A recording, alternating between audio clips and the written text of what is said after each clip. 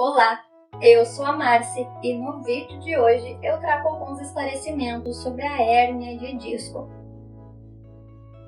As informações desse vídeo não pretendem substituir a consulta médica. Esse vídeo traz informações para fins estritamente educativos. E se você está em busca de mais informação e conhecimento, eu te convido a se inscrever aqui no canal e ativar o sininho de notificações, porque toda semana eu trago conteúdos novos para ajudar na sua formação e desenvolvimento da sua carreira.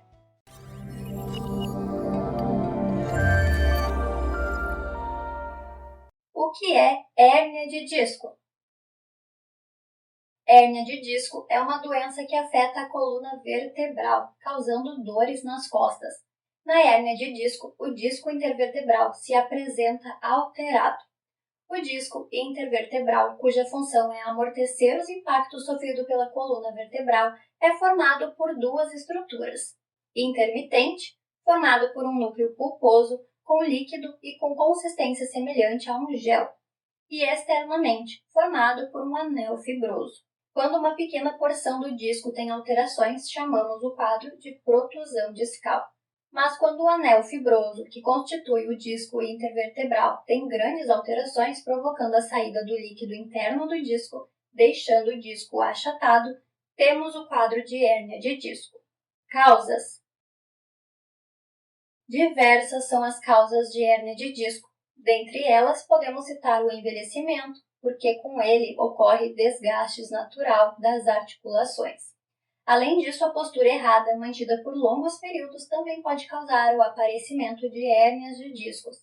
A falta de fortalecimento da musculatura, que envolve a coluna vertebral e também do abdômen, contribui para o aparecimento de lesões na coluna. Tipos de hérnia de disco. Protusas. Consideradas o quadro inicial, a protusão discal. Nela, o disco sofre um alargamento, mas seu conteúdo líquido permanece no local. Extrusas. Ocorre o rompimento do anel fibroso e o líquido extravasa, pressionando as estruturas próximas. Sequestradas.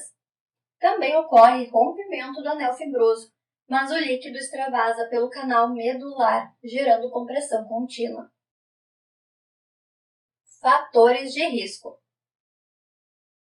Idade avançada, sobrepeso ou obesidade, sedentarismo,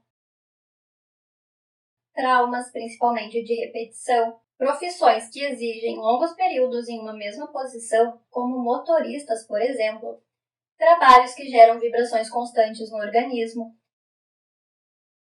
esportes que geram impacto constantes na coluna, fatores hereditários, ficar em pé ou sentado por longos períodos sem nenhuma posição ergonômica.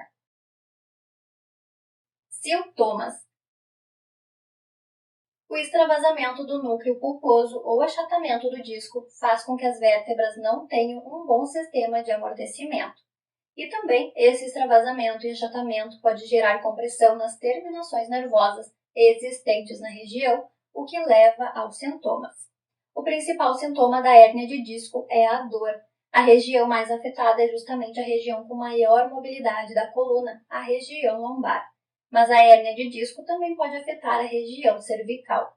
Além da dor, o paciente com hérnia de disco pode também apresentar formigamento, perda de força, dor nos membros inferiores, principalmente quando ocorre compressão de nervos em hérnia de disco lombar. Em hérnia de disco cervical, formigamento e perda de força podem afetar os membros superiores. Por último, o paciente tem dificuldade de mobilidade, principalmente flexão do tronco e de elevar a perna quando a lesão atinge a região lombar. Diagnóstico. O diagnóstico deve ser feito por um médico ortopedista. Geralmente, o paciente com hérnia de disco procura um diagnóstico quando apresenta dor nas costas que não passa. Então, o médico avaliará o quadro clínico e a mobilidade do paciente. Exames de imagem, como radiografia e ressonância magnética, também podem ser solicitados para ajudar no diagnóstico. Tratamento. Para o tratamento, primeiro é importante tirar o paciente do quadro agudo de dor. Dessa forma, o médico vai prescrever analgésicos e anti-inflamatórios para ajudar no alívio da dor. Mas medicações não são suficientes para que o quadro melhore em definitivo. Afinal, quando somente medicações são utilizadas, o retorno do quadro de dor é quase certo.